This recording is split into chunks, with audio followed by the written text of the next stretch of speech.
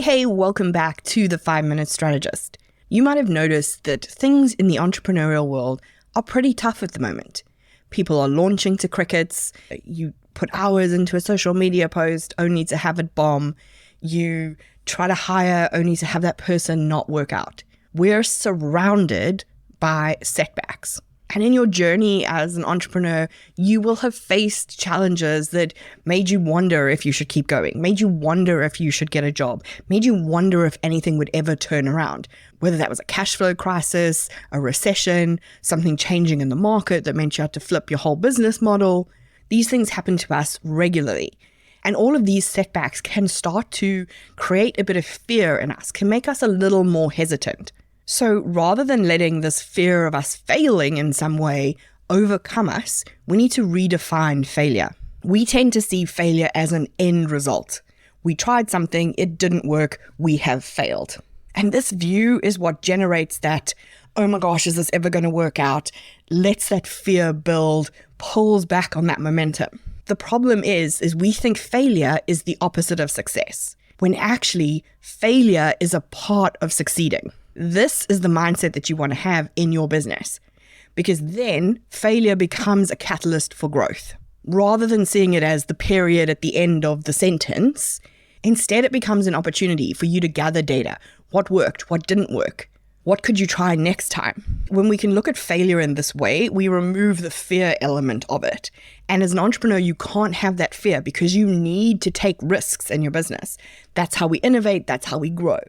So any kind of fear of failure is really paralyzing to our business. So if something hasn't worked out, rather than letting it derail all the progress that you have made, instead do a bit of a post-mortem on what happened. What went wrong? What could you change in the future? What did it teach you about your business operations? What have you learned about your market? What did it show you about your own leadership style? And the key here is not to just go, oh, it taught me this, and next time I want to do that.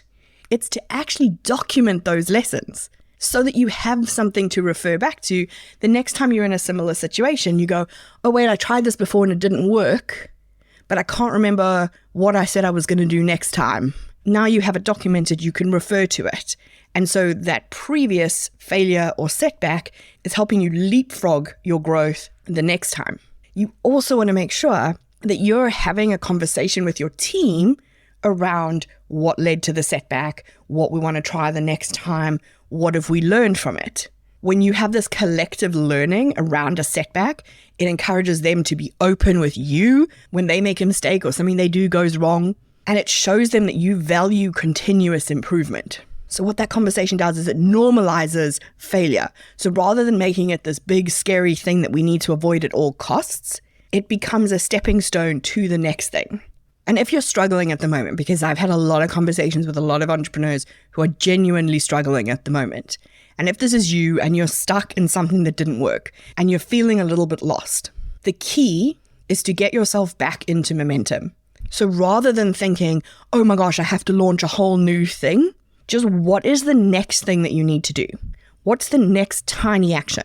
What's the next tiny goal that you can conquer to get you out of the spiral of failure and back into momentum so that you can start taking action again, so that you can look back and have that post-mortem, think about what you learned.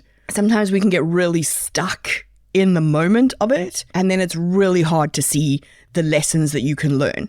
So we need to get that little momentum going again, and then we can do a retrospective.